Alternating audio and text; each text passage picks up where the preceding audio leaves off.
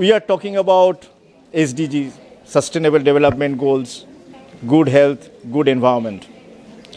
Now, your health depends on nutritious food and also environment. And how to get nutritious food while by not affecting environment in a negative way.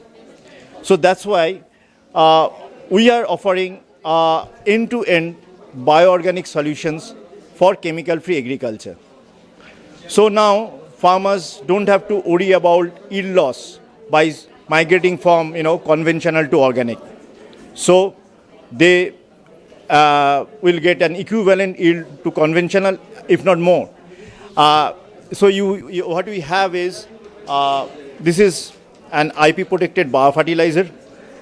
This can be a complete replacement of urea, DAP, MOP, like all chemical fertilizers. Then we have biostimulants, tonic plus. This takes care of all the micronutrients requirement of the plant system. And then we have fungal control agent, pest control agent, practically end-to-end solutions for the farmers to switch to, I should say, bioorganic farming from conventional and get better health, better yield, and of course, better return. First of all, it's a wrong concept. The small farmers has got cost issues. In my experience, a small farmer for his 1 acre of land spends more money than a large farmer because he needs to get result. His survival is only for that.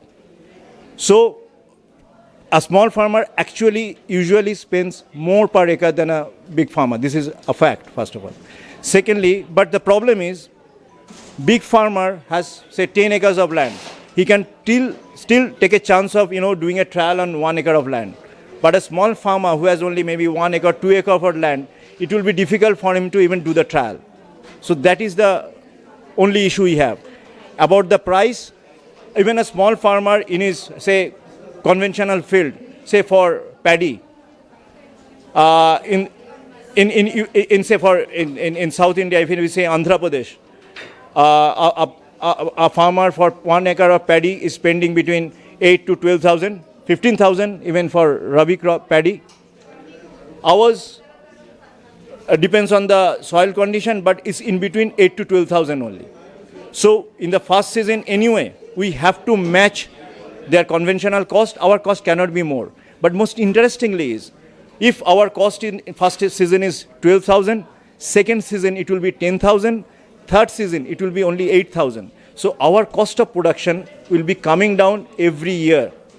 Whereas the farmers will get equivalent and more yield.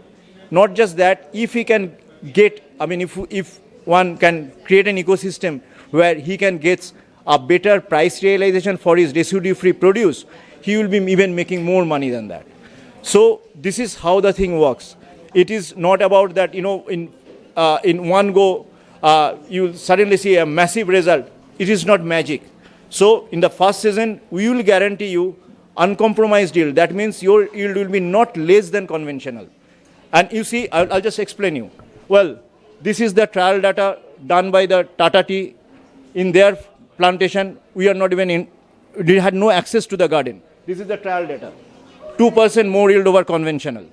This is cotton, the most pesticide intensive crop, cotton. This trial was done by Indocount. You see 21.5% more result. These pilots were done with social alpha in UP. In sugarcane, we are consistently giving tallest sugarcane in the village. With paddy, this Kala Namak paddy during the social alpha pilot, this person got 59 tillers. Can you believe 59 tillers? Normal tillers is 20 to 30, 40 maximum. This is paddy in Gorakhpur. And the most important thing, in most of the places, farmers report zero pest problem. This year in UP, there are major issues with sugarcane. Our canes are still standing tall.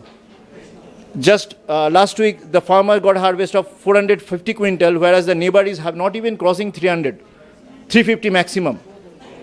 So we have been able to increase the yield by shifting from conventional to our kind of organic. See, I mean, this company was incubated in 2020 December, but this biofertilizer was patented in 2012. We have been doing the product and protocol development from 2013 to 2020. And another anecdote I should give you, this biofertilizer is a consortium of microbes. And if you know, under the FCO order, they banned mixing of microorganisms to be called as fertilizer. So when we started using product development, protocol development, we used to distribute it as soil modulator, because it cannot be called as a fertilizer, because the moment you mix microbes, according to them, it is no longer a fertilizer. So we are already ahead of time. So in our country, sadly enough, if you are 10 years ahead of your time, it's not always a good thing. You got to pay price for it. So we are just struggling and making it acceptable to the people. It will take its own time, but we are also looking for our organic growth. So we are a result-oriented company. Today we are standing here because we started validation with AGHUB. See, I mean, I got introduced to Vijay sir through, I was part of SIIC cohort, so that's how I got introduced to him. And then I realized that AGHUB is doing validation. So that's why I became a part of AGHUB last year. We started doing validation. And lucky enough, we got selected for BIRAC IKP Agri-Grand Challenge this year. So AGHUB will be my deployment partner. So we are starting another validation this season now. So, and my association with AGHUB has also become important for another reason. We started our distribution operation in Andhra Pradesh and Telangana last year. So I needed to have a base here. I need to understand the ecosystem here. I need to get market connect, all kind of support. Today I'm so happy to see not just Kalpana ma'am, different professors, different scientists came to our stalls, discussed and encouraged us. Actually, the dean came and encouraged us, saying that, okay, you are doing a great thing because you're promoting chemical-free agriculture. So one thing is good about AGHUB and this PGTSU is in other incubations I'm part of, they are not agriculture specific. Like SIIC has everything. So I'm a small factor over there.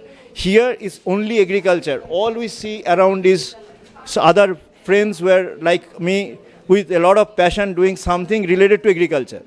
So even today in the session, I expressed my wish that, some of our startups can do a combined project together in PGTSU so that it becomes an ideal model. Like TraceX, Madhur drones.